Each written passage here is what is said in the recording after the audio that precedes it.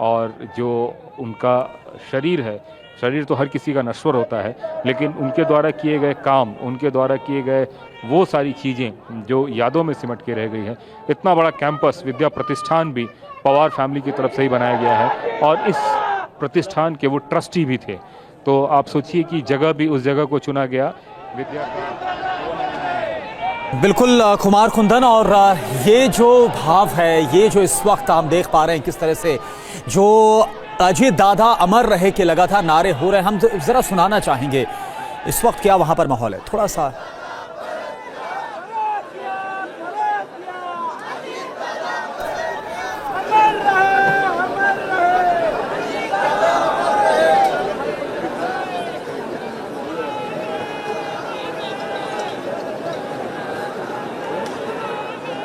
तो कुमार कुंदन जो इस वक्त हमारे साथ है, और ये तस्वीरें आपके सामने मुखाग्नि दी गई है अजित पवार के बेटे जिन्होंने मुखाग्नि दी, और आपके सामने पूरे राजकीय सम्मान के साथ अजित पवार का अंतिम संस्कार किया गया है। और जिस तरह से लगातार एक ही आवाज इस वक्त विद्या प्रतिष्ठान मैदान में एक ही आवाज गूंज रही है, अजीत दादा अमर रहे, इससे समझा जा सकता है कि कितना गहरा जुड़ाव, कितना गहरा कनेक्शन लोगों के बीच में था। और जब हमारे संवाददाता चाहे शुभम की बात करें या फिर कुमार कुंदन की बात करें, जब वो लोगों से बात कर रहे थे तो उन्होंने कहा कि उन्होंने कभी भी एक नेता के तौर पर तो देखा ही नहीं, उन्होंने हमेशा एक गार्जियन के तौर पर देखा, एक अभिभावक के तौर पर देखा, एक बड़े भाई के तौर पर देखा, एक परिवार के सदस्य के तौर पर देखा।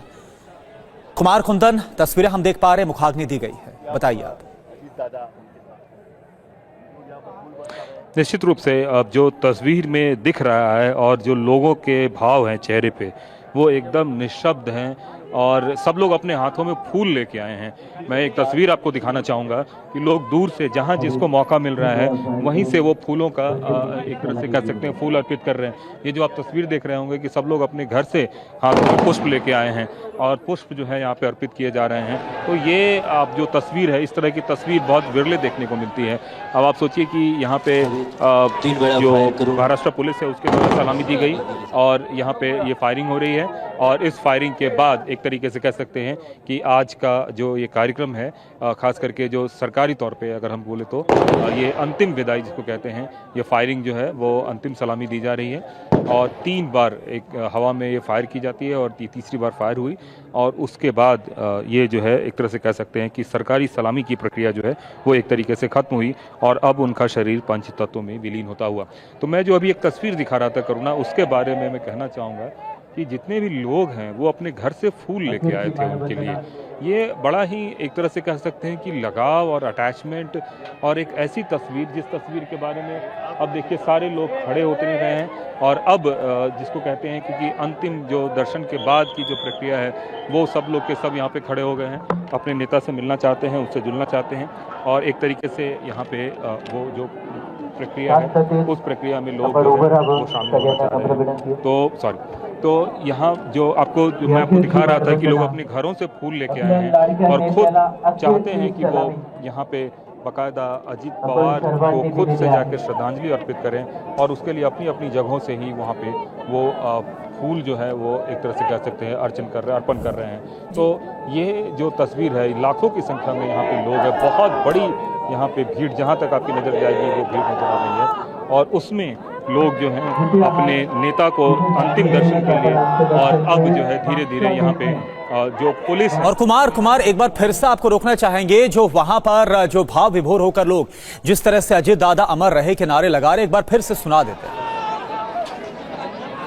जिथे आहात तिथे जागेवरूनच आपण अंत्यदर्शन घेऊन मागच्या गेटने हळूहळू बाहेर पडणार। तो तस्वीरें आपको लगातार दिखा रहे हैं। अंतिम दर्शनों के बाद अब अंतिम संस्कार किया जा रहा है अजित पवार का। मुखाग्नि दी गई उनके बड़े बेटे पार्थ पवार की ओर से। पूरा परिवार इस वक्त मौजूद है, गृह मंत्री अमित शाह भी मौजूद हैं, बीजेपी के अध्यक्ष नितिन नवीन भी मौजूद हैं और ये गमज़दा कर रहा है ये पूरा पल, क्योंकि अजित पवार का इस तरह से जाना बहुत दर्दनाक है। यकीन लोगों को नहीं हो रहा अब तक कि अजित पवार उनके बीच नहीं है। देखिए, एक बड़ा विमान हादसा और अजित पवार सबके बीच से चले गए। त्या मागच्याच बाजूने हळू पूरे राजकीय सम्मान के साथ उनकी अंतिम यात्रा निकाली गई थी। बारामती उनका पैतृक निवास और यहीं से ही उनकी राजनीति की। नम्रपूर्वक और निधि, जरा तस्वीरें देखिए, लोगों को विश्वास नहीं हो रहा। इस महिला के आंसू जो हम दिखा पा रहे हैं, कुछ इसी तरह से आज पूरे बारामती में जो अजित पवार के चाहने वाले हैं वो इसी तरीके से आज भावुक हो रहे हैं। ये समझा जा सकता है 91 से शुरू होकर अगर हम अजित पवार के अगर सियासी सफर की बात करें तो एक जो गहरा जुड़ाव रहा और जिस तरह से गहरा कनेक्शन रहा, लोग भुला नहीं पा रहे। और 66 साल की उम्र, अगर कुमार कुंदन माना जाए 66 साल तो सियासत के हिसाब से ज्यादा नहीं होती है, उम्र कोई ज्यादा नहीं है। और यही वजह है कि लोगों को विश्वास नहीं हो रहा कि अजित पवार, अजित दादा उनके बीच नहीं रहे।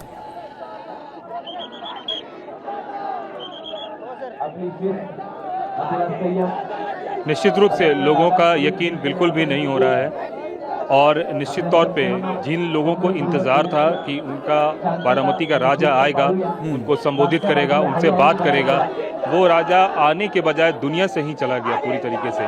तो ये एक तरीके से उनके लिए अकल्पनीय था और शायद यही वजह है कि आप देखिए जो लोग हैं वो एकदम से पूरे भाव विवल हो गए हैं। कोई रो रहा है, कोई एक तरीके से अपनी अपनी भावनाओं को उद्गार कर रहा है और ये जो तस्वीर है ये उनके लिए बिल्कुल भी यकीन करने वाला नहीं है। और उस तस्वीर का ये गवाह जो है यहाँ पे हर कोई बन रहा है, जिसमें कि सब लोगों को ये नज़र आ रहा है कि अब जो है अब अजित पवार हमारे बीच नहीं रहे और अब यहाँ से जो अंत्येष्टि की जो प्रक्रिया है वो प्रक्रिया एक तरीके से अंतिम चरण में है।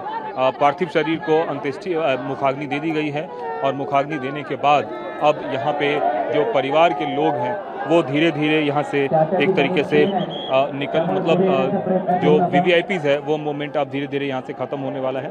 लेकिन हाँ, इन सब के बीच में जो तैयारी मैं आपको दिखा दूँ, तस्वीरें आपको दिखा रहा था, उसमें अजित पवार पंचतत्व में विलीन हो रहे हैं और समर्थकों का जो है वो एक तरह से कह सकते हैं कि भावना वो बहुत ही भावनात्मक रूप से वो काफ़ी ज़्यादा जो है वो भावपूर्ण श्रद्धांजलि दे रहे हैं और उनको ऐसा लग रहा है कि अब उनका रहनुमा, उनका राजा अब इस हमारे बीच नहीं रहा। करुणा, बिल्कुल तस्वीरें हम आपको दिखा रहे हैं और एक तरह से जन सैलाब उमड़ा हुआ है, जन हुजूम, जो लोग एक आखिरी झलक देख लेना चाहते हैं अजित पवार की और उन्हें यकीन करना अब भी मुश्किल है कि अजित पवार उनके बीच नहीं रहे। बेटों की ओर से मुखाग्नि दी गई है, अजित पवार को पार्थ पवार की ओर से मुखाग्नि दी गई है। अंतिम संस्कार आगे बढ़ता हुआ विद्या प्रतिष्ठान मैदान में।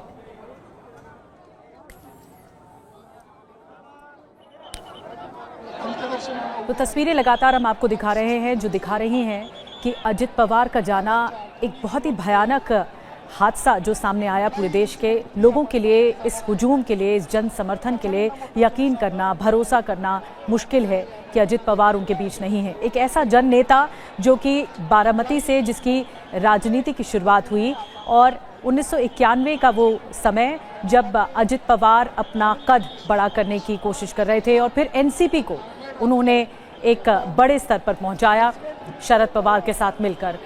कुमार, हम तस्वीरें देख रहे हैं, परिवार में भी लगातार माहौल गमज़दा है। एक पल के लिए किसी को भी इस पूरे 24 घंटे में यकीन नहीं हुआ कि इतना बड़ा विमान हादसा जो जिंदगी ले लेगा अजित पवार।